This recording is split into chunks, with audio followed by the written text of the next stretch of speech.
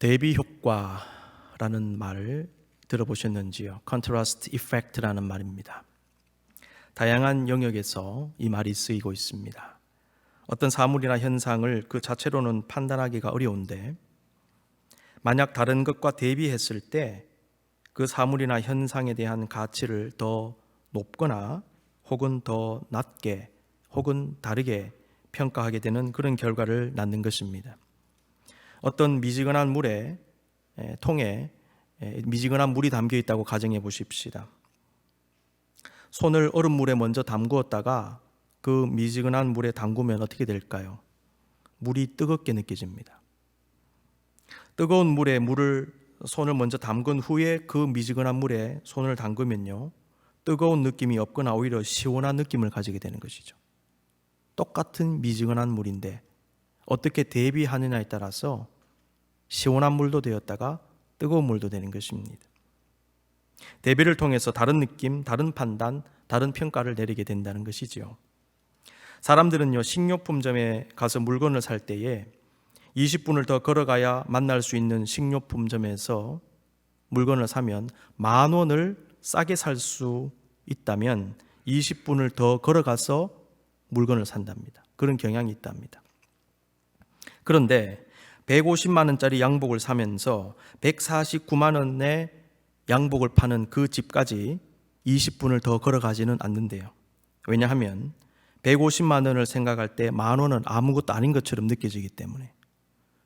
그런데 3, 4만 원 쓰는 식료품 가게에서 10,000원은 크게 느껴지잖아요. 그래서 그 10,000원 아끼려고 20분 더 걸어간다는 것입니다. 똑같은 10,000원이죠. 어떻게 대비하느냐에 따라서 10,000원에 대한 생각이 달라지고 행동이 달라집니다. 대비 효과는 우리의 선택에 영향을 끼칩니다. 지금까지 우리의 수많은 선택에 이러한 대비 효과가 알게 모르게 영향을 미쳤음을 깨닫게 됩니다. 이것은 우리의 영성 생활에도 그대로 적용이 되는 것 같습니다. 믿음의 다양한 모습 중에 하나는 선택입니다. 그러한 믿음의 선택에도 대비 효과가 영향을 줄 것입니다. 참된 믿음의 사람들의 믿음의 선택은 대비 효과의 영향을 극복하여 하나님이 원하시는 바른 선택을 하는 것입니다. 지난주에 우리는 모세의 믿음의 형성에 영향을 준 사람들의 믿음에 대하여, 그리고 자기 정체성을 고민하며 믿음이 형성되어져 간 모세의 모습을 함께 묵상했습니다. 이들은 모두 목숨을 걸고 하나님을 선택하며 하나님께 자신을 드린 사람들이었죠. 오늘 본문은 바로의 공주의 아들이라 칭함받기를 거절한 모세의 또 다른 믿음의 선택의 모습들이 기록되어져 있습니다. 본문 다시 읽겠습니다. 도리어 하나님의 백성과 함께 고난받기를 잠시 죄악의 낙을 누리는 것보다 더 좋아하고 그리스도를 위하여 받는 수모를 애굽의 모든 보화보다 더 큰 재물로 여겼으니 그랬습니다. 이 말씀을 묵상해 보면 모세가 선택한 것과 포기한 것이 등장합니다. 오늘은 믿음의 사람 모세의 선택과 포기의 모습에 집중하며 말씀을 묵상하기를 원합니다. 믿음으로 이집트 왕자의 신분을 거절한 모세는 무엇을 선택하고 무엇을 포기했을까요? 먼저 하나님의 백성과 함께 고난받기를 선택한 모세의 모습이 등장합니다. 모세가 부귀영화가 보장된 이집트 왕자의 신분을 버린 것에는 여러 가지 의미가 있습니다. 하나님의 백성과 함께 고난을 받는다는 말씀은 그가 당한 고난에도 초점이 있지만 여러분 가만히 보시면 그가 하나님의 백성이 되기를 선택했다는 중요한 사실이 담겨 있는 것입니다. 모세가 이집트 왕자의 지위를 버린 것은 단순히 그 지위를 버린 것에 불과한 것이 아닙니다. 그는 우상을 섬기는 이집트의 백성이 아니라 하나님을 섬기는 백성이 되기를 선택한 것으로 이해할 수 있다는 것이죠. 따라서 하나님의 백성과 함께 고난받는다는 말은 신분은 다르지만 고난은 같이 받는다는 그런 개념이 아닙니다. 그들과 같은 종류의 사람이 먼저 되고 그 상태에서 고난을 함께 받는다는 그런 개념이 들어있는 것입니다. 그래서 고난도 중요하지만 하나님의 백성이 되기를 선택한 것도 중요한 것입니다. 우리는 이 부분에서 예수 그리스도께서 왜 인간을 구원하시기 위해 친히 인간의 몸을 입고 이 땅에 오셨는지를 깊이 생각해 보게 되는 것입니다. 베드로전서 2장 24절 말씀, 친히 나무에 달려 그 몸으로 우리 죄를 담당하셨으니 이는 우리로 죄에 대하여 죽고 의에 대하여 살게 하려 하심이라. 그가 채찍에 맞음으로 너희는 나음을 얻었나니. 예수님은 인간을 살리기 위해 친히 인간의 몸을 입으시고 친히 나무에 달려 죽으신 것입니다. 인간을 살리기 위하여 인간이 되신 예수님. 히브리서 4장 15절 16절 우리에게 있는 대제사장은 우리의 연약함을 동정하지 못하실 이가 아니요 모든 일에 우리와 똑같이 시험을 받으신 이로되 죄는 없으시니라. 그러므로 우리는 긍휼하심을 받고 때를 따라 돕는 은혜를 얻기 위하여 은혜의 보좌 앞에 담대히 나아갈 것이니라. 예수님은 고난당하는 인간을 치유하시고 회복시키시기 위해 친히 인간이 되셔서 인간과 함께 고난을 당하신 것입니다. 그러므로 우리는 여전히 고난과 고통 가운데 주님께 나아가 기도할 수 있는 것이지요. 주님의 은혜를 구할 수 있는 것입니다. 우리처럼 인간이 되셔서 우리의 질병과 환난과 고통의 문제를 해결해 주신 그 주님께 우리는 담대하게 나아가 기도할 수 있는 것입니다. 우리의 고통을 이미 다 당하신 주님은 우리의 애환을 아시기 때문에 우리를 긍휼의 마음으로 도와주시는 것입니다. 진정한 도움의 역사가 일어나는 것입니다. 주님이 아시기 때문에. 예수님의 사랑은 무조건적인 하나님의 사랑, 아가페 사랑의 결정판이라고 말할 수 있겠습니다. 그런데 아가페로서의 예수님의 사랑을 여러분 가만히 묵상해 보시면 주님의 사랑은 아예 그 사람이 되어버리는 것임을 발견하게 되는 것입니다. 주님은 우리를 너무 사랑하셔서 자신이 인간이 되어버리셨습니다. 이집트의 왕자로 살면서 민족적인 영적인 정체성을 심각하게 고민한 모세는 하나님의 백성이 되기로 결정했고 하나님의 백성으로서 당해야 되는 모든 것을 당합니다. 그 중에 하나가 고난이었습니다. 하나님의 백성은 영광도 받지만은 고난도 받음을 여러분 당연히 여겨야 됩니다. 그래서 바울은 빌립보서 1장 29절 말씀에서 그리스도를 위하여 너에게 은혜를 주신 것은 다만 그를 믿을 뿐 아니라 또한 그를 위하여 고난도 받게 하려 하심이라 이렇게 말씀했고, 로마서 8장 17절에서는 자녀이면 또한 상속자 곧 하나님의 상속자요 그리스도와 함께한 상속자니, 상속자 모든 것을 받는 자죠. 그런데 우리가 그와 함께 영광을 받기 위하여 고난도 함께 받아야 할 것이니라 이렇게 말씀하고 있습니다. 하나님의 백성은 영광도 얻지만은 고난도 받습니다. 고난도 받지만은 궁극적으로 하나님의 영광에 들어가는 것입니다. 그러니 쉽고 편안하게 보이고 즐거움이 있고 무엇인가 있어 보이는 이 세상 백성이 되려 하지 말고 하나님의 백성 되기를 선택하며 하나님의 백성으로 살아야 되는 것입니다. 우리는 지금 이 땅에 발딛고 살기 때문에 어찌되었든 간에 이 땅의 백성이 될 수밖에 없습니다. 그럼에도 불구하고 우리는 궁극적으로 하나님의 백성이 되어야 된다는 것이죠. 우리가 발딛고 사는 이 땅에 영원히 사는 것이 아니라 우리가 속해 있는 하늘나라의 백성으로 영원히 사는 것입니다. 그렇기 때문에 우선순위를 하늘나라에 두는 것이죠. 그런데 많은 경우에 보면 이 둘을 선택해야 되는 위기의 순간이 다가올 때가 있다는 것입니다. 그때 선택을 잘하라는 것이죠. 히브리서 기자는 모세의 선택을 묘사하며 당시 여러 지역에 흩어져 신앙생활하던 그리스도인들에게 하나님의 백성으로 살기를 선택하며 그 선택에서 흔들리지 말기를 권고하고 있는 것 같습니다. 당시 많은 성도들이 삶의 어려움, 각종 고난과 핍박 속에 하나님의 백성됨을 포기하고 싶은 유혹을 받았을 것입니다. 지금 우리도 마찬가지입니다. 우리 역시 고난과 환난 중에 하나님의 백성됨, 성도됨을 포기하거나 잠시 내려놓고 싶은 충동을 느낄 수 있다는 것입니다. 이런 의미에서 주님은 오늘 본문을 통하여 우리에게 바른 선택, 특히 하나님의 백성됨을 선택하라고 말씀하십니다. 그것이 진정한 승리의 길이며 참된 복의 길이기 때문인 것입니다. 온라인으로 예배를 드린다고 여러분 예배에 불성실하게 임하시면 안 됩니다. 한두 번 빠지면 되겠지, 그렇지 않습니다. 그렇게 하다가 점점 영적으로 나락에 떨어지는 것입니다. 그런 유혹이 올 때에, 미지근하게 바뀔 때에, 영적 나탐이 빠질 때에 하나님의 백성됨을 선택하셔야 되는 것입니다. 나는 어떤 상황에서도 하나님의 백성이다. 하나님의 백성이 무엇을 해야 되는가? 하나님의 백성은 예배하는 사람이다. 하나님의 백성은 기도하는 사람이다. 이러한 상황에서 하나님의 백성으로 어떻게 살 것인가? 여기에 대한 진지한 고민이 있어야지 그냥 시루에 떠밀려 내려가면 안 되는 것이죠. 정체성을 포기하면 안 되는 것입니다. 중요한 것은 모세가 당시 하나님의 백성이 되기로 선택한 것의 결과는 영광이 아니라 고난밖에 보이지 않는 상황인데도 하나님의 백성이 되겠다고 한 것입니다. 당시 이스라엘 백성들은 이집트 노예였습니다. 모세는 믿음으로 왕자의 신분을 버리고 스스로 이집트 노예의 신분으로 내려온 것입니다. 당시에는 이스라엘 백성이 되겠다고 한 것은 노예가 되겠다고 하는 것입니다. 이러한 모습 역시 스스로 종으로 오신 예수 그리스도의 모습을 연상하게 합니다. 인류의 구원의 역사는 이 땅에 종으로 오신 예수 그리스도를 통하여 이루어진 것입니다. 마찬가지로 하나님은 왕자의 신분을 버리고 종의 신분으로 내려온 모세를 통하여 이스라엘 민족을 해방시키십니다. 모세가 하나님의 백성과 함께 당하는 고난을 선택한 것과 고난당하신 예수 그리스도를 연결시키는 이러한 해석에 결정적인 근거가 되는 표현이 오늘 본문에 등장합니다. 그것은 바로 그리스도를 위하여 받는 수모라는 표현입니다.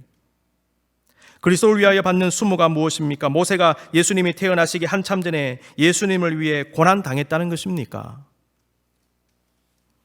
학자들은 이러한 질문을 가지고서 본 구절의 해석에 이견을 보입니다.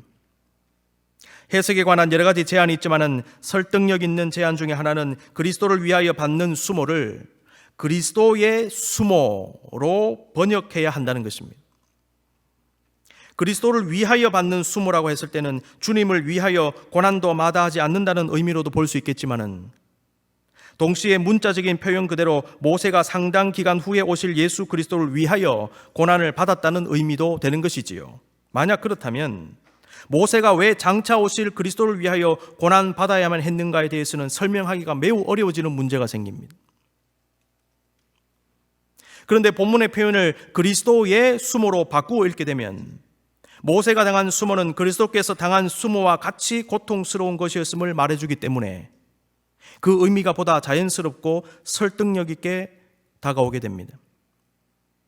위에서도 모세가 스스로 왕자의 지위를 버리고 종의 신분이 되어 고난을 당한 것과 종으로 오신 예수 그리스도를 연결지었는데요, 본문을 이 그리스도의 수모로 번역함으로 모세가 그리스도의 수모를 당했다 이렇게 이해하면 해석의 일관성이 생기는 것 같습니다. 모세가 고난당했다, 모세가 종으로 종의 신분으로 바뀌어졌다, 모세가 수모를 당했다, 예수 그리스도께서 종으로 오셨다, 고난당하셨다, 예수 그리스도께서 수모를 당하셨다, 그와 같은 수모를 모세도 당했다, 이렇게 읽으면 해석의 일관성이 있다는 것이죠. 오늘 본문의 말씀은 성도는 고난을 받을 때에 그리스도의 고난을 기억하며 견뎌야 함을 깨닫게 하는 것 같습니다. 바울은 골로새서 1장 24절에서 나는 이제 너희를 위하여 받는 괴로움을 기뻐하고 너희를 위하여 받는 괴로움, 그리스도의 남은 고난을 그의 몸된 교회를 위하여 내 육체에 채우노라. 교회를 위해 고난받습니다. 그리스도의 고난을 채웁니다. 어디에 채웁니까? 내 육체에 채운다는 것입니다. 히브리서 기자는 모세가 그리스도의 고난을 당했다라고 표현하므로 믿음의 사람은 주님을 생각하며 주님의 고통도 감수하는 사람이 되어야 한다는 메시지를 던진 것으로 해석해 볼 수 있겠습니다. 고난과 환난과 어려움이 당할 때에 십자가에 달리신 예수 그리스도를 묵상함으로 승리하시고 견뎌내실 수 있기를 바랍니다. 모세는 믿음으로 하나님의 백성됨과 고난을 스스로 선택한 사람이었습니다. 자, 그렇다면 모세가 포기한 것은 무엇일까요? 잠시 죄악의 낙을 누리는 것으로 나와 있습니다. 이 말은 하나님의 백성과 함께 고난받는 것과 반대되는 표현으로 나오고 있지요. 이것은 모세가 이집트 왕자로 그냥 남아있을 경우에 그가 이집트 왕실에서 누릴 수 있는 인생의 부귀영화로 볼 수 있겠습니다. 여러분, 인생의 부귀영화를 모두 죄악된 것으로 볼 필요는 없습니다. 그러나 본문에서 죄악의 낙이라고 표현한 이유는 이스라엘 백성들은 노예로 살면서 부당한 고난을 당하는데 자신은 왕궁에서 호의호식하면서 자신의 동족의 고통의 문제를 해결하지 않은 채 그냥 살아가는 것 자체는 하나님 앞에서 합당치 않은 모습이라는 것입니다. 모세는 왕자의 자리에서 뛰쳐나옴으로 말미암아 하나님의 명령을 받들어 이스라엘 민족을 위해 본격적으로 일할 수 있는 계기가 마련된 것입니다. 성경은 이것을 잠시 죄악의 낙을 누리는 것보다 하나님의 백성과 함께 고난받기를 더 좋아했다라고 표현하고 있습니다. 특히 히브리서 기자는 잠시라는 말을 쓰고 있죠. 이 표현을 통해 죄악의 낙은 잠시 잠깐이면서 또 사라지는 것이지만 하나님이 주시는 낙, 하나님이 주시는 영광은 영원한 것임을 은유적으로 나타내는 것 같습니다. 성경은 육신적인 모든 것은 잠깐 지나가는 것임을 말하며 우리가 그러한 것에 매이지 말 것을 권고합니다. 육신의 쾌락도 잠깐이고 육신의 아름다움도 잠깐이고 세속의 부귀, 영화, 권세, 돈, 물질, 인기, 명예, 이 모든 것이 잠깐이면 사라지는 것입니다. 세속적, 물질적 행복감은 순간적입니다. 여러분, 쾌락의 쳇바퀴라는 말을 아시는지요? hedonic treadmill이라는 말이 있습니다.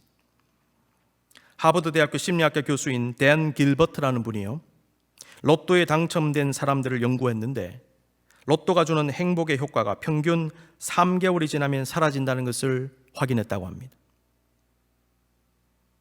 스위스에 사는 어떤 사람이 도시를 떠나 취리 근교에 있는 집을 한 채 지을 결심을 했답니다. 그 사람의 꿈은 뭐냐면 10개의 방이 있는 집을 짓는 거, 수영장이 있고 멋진 전망이 있는 그런 빌라를 짓는 것이었대요. 그런 집을 완성한 후에 굉장히 행복했답니다. 그러나 그 행복감은 이내 사라지고 말았습니다. 왜냐하면 그 집에서 직장까지 평균 50분이나 걸리는 출퇴근 시간 때문이었습니다. 도시 중심에 살 때는 출퇴근인 거리가 짧았는데 근교로 빠지니까 길어지는 것이지요. 집은 좋고 아름다웠으나 매일같이 50분이나 걸리는 출퇴근 시간이 그를 괴롭혔습니다. 실제로 한 연구조사에 의하면요, 자동차를 타고 1시간 이상 떨어진 집과 직장 사이를 오가는 것이 삶의 불만족을 야기하는 가장 큰 원인으로 나타났대요. 조사를 해보니까. 그 사람에게는 크고 아름다운 집이 행복의 요소는 아니었던 것이죠. 집이 좀 작아도 짧은 출퇴근 시간이 그에게는 더 큰 행복의 요소가 되었던 것입니다. 그러므로 우리는 무엇이 우리를 행복하게 하는지를 잘 생각해 보아야 합니다.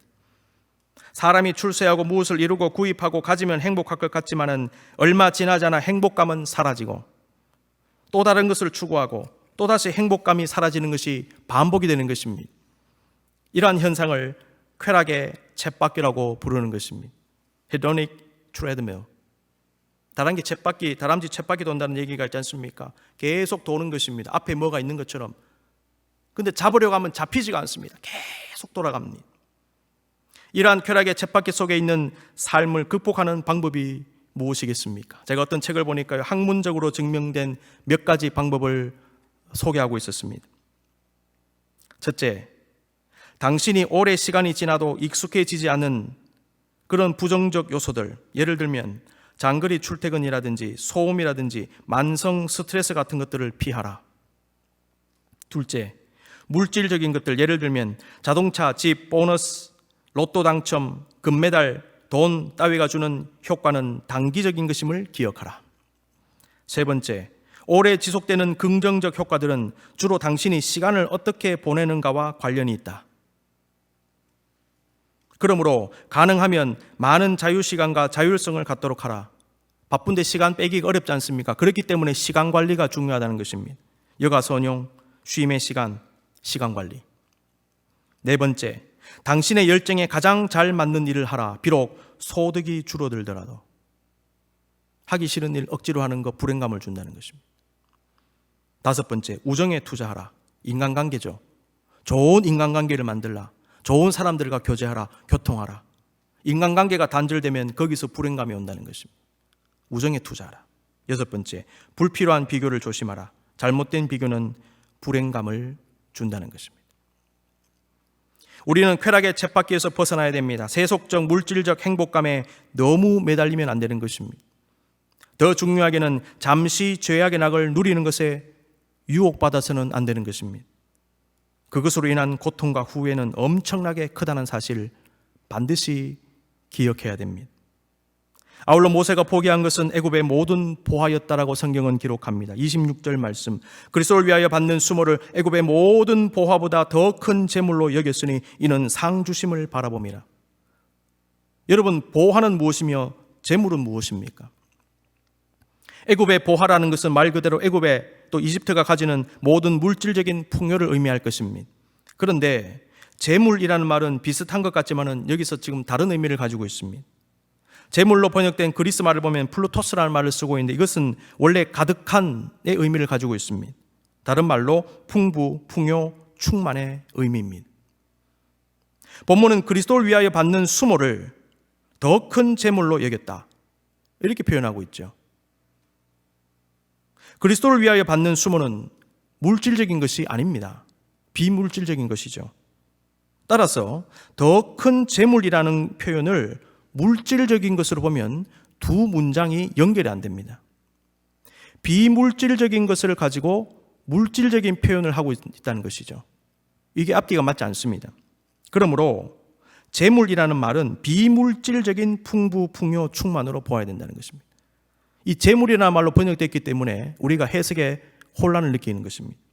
이러한 이해를 가지고 본문을 다시 한번 풀어서 읽어봅니다. 그리스도를 위하여 받는 수모는 비물질적인 그리고 내적인 풍요와 충만으로서 물질적인 애굽의 보화보다 더 큰 것이다. 이렇게 읽을 수 있는 것입니다. 다시 말해서 모세는 물질적인 애굽의 보화가 아니라 비물질적인 그리스도를 위하여 받는 수모 혹은 그리스도의 수모를 선택했다. 그리고 그것은 물질이 주는 풍요와 만족보다 훨씬 더 큰 내적인 풍요와 충만과 기쁨을 주는 것이다. 한 번 더 간단하게 말씀드리면 세상이 주는 물질의 풍요를 선택하지 않고 영적인 풍요, 내적 풍요를 선택했다는 것입니다. 무엇을 통하여? 그리스도의 수모를 통하여. 본문은 모세가 그러한 선택을 한 이유를 설명하고 있습니다. 이는 상주심을 바라봄이라 그랬습니다. 바라봄이라라는 말로 번역된 그리스어를 문법적으로 분석하면 과거의 지속적인 행위를 뜻합니다. 모세는 이례적으로 바라본 것이 아니라 지속적으로 하늘의 상급을 바라봤다는 겁니다. 지속적으로 바라본 것입니다. 믿음의 사람은 주님과 하늘나라와 하늘 상급을 지속적으로 바라봅니다. 모세는 세상의 물질적인 부귀 영화에 눈이 가려지지 않은 사람이었습니다. 그는 진정으로 선택해야 할 가치를 선택한 사람입니다. 그는 잠시 있다가 사라지고 썩어질 이 세상의 보화를 잡으려고 하지 않았다는 것입니다. 그는 영원한 축복을 사모했습니다.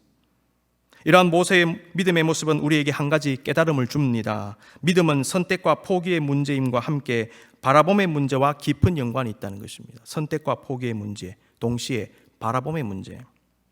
여러분, 무엇을 보는가의 문제는요, 무엇을 선택하는가의 문제와 직결이 되어 있습니다. 물질만 보고 세상적인 것만 보는 사람은 물질과 세상적인 것을 선택할 수밖에 없습니다. 그런데 하나님을 보는 사람은 하나님을 선택하는 것이죠. 물질만 보는 사람은 물질을 선택하는 것입니다. 영적인 것을 보는 사람은 영적인 것을 선택하는 것입니다. 무엇을 보느냐, 무엇을 선택하느냐와 연결이 되는 것입니다. 선택의 문제에 있어서 모세가 극복한 것은요, 제가 위에서 언급한 대비 효과였습니다. 모세의 눈에 비친 이집트와 이스라엘은 각각 어땠을까요? 이집트는 최강대국이었고 풍요와 안정이 있었지만 이스라엘은 노예에 불과했고 이집트 바깥은 아무것도 없는 광야였습니다. 모세는 대비 효과로 인한 그 착각을 이겨낸 믿음의 사람이었다는 것이죠. 얼마나 대비가 됐겠습니까? 애굽을 보면 볼수록 이스라엘은 한없이 떨어지는 것입니다. 그런데도 이스라엘을 선택합니다. 대비 효과에 속지 않았다는 겁니다. 우리가 때때로 믿음의 가치, 영적인 가치를 선택하지 않는 이유는 하찮아 보이기 때문이 아닐까요? 더 가치 있는데 덜 가치 있는 것처럼 느껴지는 것입니다. 믿음의 사람은 이러한 육적 대비 효과를 극복해야 됩니다. 동시에 영적 대비 효과를 발견할 수 있어야 됩니다. 육적 대비 효과는 우리로 하여금 육적인 것을 선택하게 하겠지만 영적 대비 효과를 경험한 사람은 오히려 하늘의 것, 영적인 것을 선택할 수밖에 없다는 것입니다. 여러분, 이상하게 성도가 은혜를 받으면요, 이 땅의 것이 하찮게 보이기 시작합니다. 별로 재미가 없어지는 것처럼 느껴집니다. 그런 순간이 있습니다. 영적 대비 효과를 맛보았기 때문에. 은혜를 맛본 사람은 하늘의 것, 영적인 것을 사모하게 되어져 있습니다. 그 기쁨과 만족감은 세상의 어떤 것과도 비교할 수 없는 것이기 때문입니다. 믿음의 조상들은 영적 대비 효과를 경험한 사람이에요. 그 전에 육적 대비 효과를 경험한 사람은 육적인 것을 선택하다가 영적인 것의 아름다움, 영적인 것의 그 만족감을 선택한 다음에는 세상 것이 하찮게 보기 시작한 것입니다. 그래서 땅의 것이 아닌 하늘의 것을 바라보고 선택한 것으로 성경은 기록하고 있습니다. 여러분, 눈에 보이는 것, 육적 대비 효과에 속지 마십시오. 언제나 본질을 보고 숨겨진 속성을 보고 보이지 않는 것, 그리고 그 뒤에 있는 것을 볼 수 있어야 됩니다. 모세가 믿음으로 선택한 모습은 그가 또 한 가지를 극복했음을 깨닫게 합니다. 그것은 프레이밍 효과로 볼 수 있겠습니다.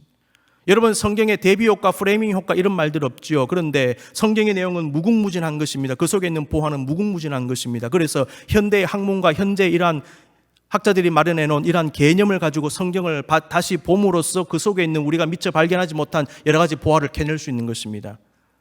그래서 성경은 신학적으로 접근하고 철학적으로도 접근하고 윤리적으로 접근하고 사회학적으로 접근하는 것 굉장히 중요한 것 같습니다. 본질에 충실하여서 새로운 각도를 가지고 그 안에 숨겨져 있는 보화를 캐내는 작업. 그래서 제가 자꾸만 개념을 던지면서 말씀의 해석을 시도하는 것입니다. 프레이밍 효과가 무엇입니까? 구조화 혹은 틀짜기 효과로 말할 수 있습니다. 이것은 대비 효과와도 비슷하지만 조금은 다른 것 같습니다. 프레이밍 효과는요, 동일한 사안이지만 제시되는 방법에 따라 그리고 어떤 틀에 넣느냐에 따라 그에 관한 해석이나 의사결정이 달라지는 인식의 왜곡 현상이다, 이렇게 말합니다. 예를 한번 들어볼까요? 어느 식당에서요, 음식을 파는데 메뉴를 쭉 정하지 않습니까? 근데 그 식당의 주력 상품은 10,000원짜리 메뉴입니다. 그래서 가격표를 구성하고 메뉴판을 구성하는데 8,000원, 9,000원, 10,000원으로 구성할 때보다 9,000원, 10,000원, 12,000원으로 구성하니까 10,000원짜리가 더 잘 팔리더랍니다. 비즈니스 하시는 분들, 저는 비즈니스 전문가는 아니지만 잘 한번 보시기 바랍니다. 10,000원짜리가 주력 상품이다. 그런데 구성을 8,000원, 9,000원, 10,000원으로 하니까 사람들의 인식이 이 10,000원? 이거 제일 비싼 거네? 안 사더래요. 9,000원짜리를 사더랍니다. 그런데 9,000원, 10,000원, 12,000원으로 딱 배치해 놓으니까 똑같은 10,000원짜리인데 사람들의 손이 10,000원짜리에 가더랍니다. 이게 사람 심리라는 것입니다. 사람들은 똑같은 상황인데 어떤 프레이밍을 통해서 그것을 보느냐에 따라 반응이 달라진다는 것입니다. 이것은 사람들의 심리의 문제인데 그러한 심리적 현상을 일으키는 인식의 문제로도 볼 수 있는 것이죠. 그렇게 보았을 때 프레이밍 효과는 일종의 착시로도 설명할 수 있지 않을까 생각합니다. 왜냐하면 사람들은 봄으로 인식하기 때문이고 인식함으로 심리적 효과가 일어나기 때문에. 오늘 본문을 가만히 보면 모세의 행동은 무엇을 어떻게 바라보느냐와 직결되어 있음을 깨닫게 됩니다. 하나님의 상주심을 바라본 모세는 이집트 제국이라고 하는 프레임에 갇히지 않았던 거예요. 이집트 제국이라는 프레임으로만 보면 그는 이스라엘 백성을 선택할 수 없습니다. 그런데 그 프레임을 벗어난 것입니다. 모세는 이집트 제국이라는 프레임을 극복하여 보이지 않는 것, 그러나 반드시 보아야 할 것을 본 사람입니다. 그는 육적 대비 효과와 육적 프레이밍 효과에 속지 않은 사람입니다. 믿음의 사람은 믿음의 프레이밍, 영적인 프레이밍으로 바라보며 바른 선택을 해야 합니다. 사랑하는 성도 여러분, 우리는 지금 거룩한 선택의 시기를 살고 있는 것 같습니다. 특히 환난의 상황은 우리로 하여금 어떤 것을 선택하도록 우리를 더 압박해 올 것입니다. 어려운 때일수록 잘못된 선택을 하기가 쉽습니다. 그러나 어려운 때일수록 바른 선택을 했을 때 그 선택이 우리의 인생을 완전히 달라지게 할 수 있습니다. 모세는 부유하게 보이는 이집트의 백성이 아니라 고난 중에 있지만은 하나님의 백성을 선택했고, 순간의 쾌락이 아니라 영원한 복락을 선택했고, 육신의 만족을 주는 이집트의 보화가 아니라 영혼의 만족과 풍요를 선택했습니다. 그는 이 땅의 상급이 아니라 하늘의 상급을 바라보며 결단한 사람이었습니다. 그는 믿음의 선택을 하며 믿음의 길에서 뒤를 돌아보지 않았습니다. 세상을 바라보지 않았습니다. 그는 주님을 바라보고 주님의 나라를 바라보며 앞으로 전진한 사람이었습니다. 여러분, 지금 무엇을 바라보고 계십니까? 여러분, 지금 무엇을 선택하십니까? 하나님의 백성과 함께 고난받기를 잠시 죄악의 낙을 누리는 것보다 더 좋아하고 그리스도를 위하여 받는 수모를 애굽의 모든 보화보다 더 큰 재물로 여겼으니 이는 상 주심을 바라봄이라. 이 말씀의 은혜와 능력이 여러분 모두에게 함께 하시기를 간절히 기원합니다.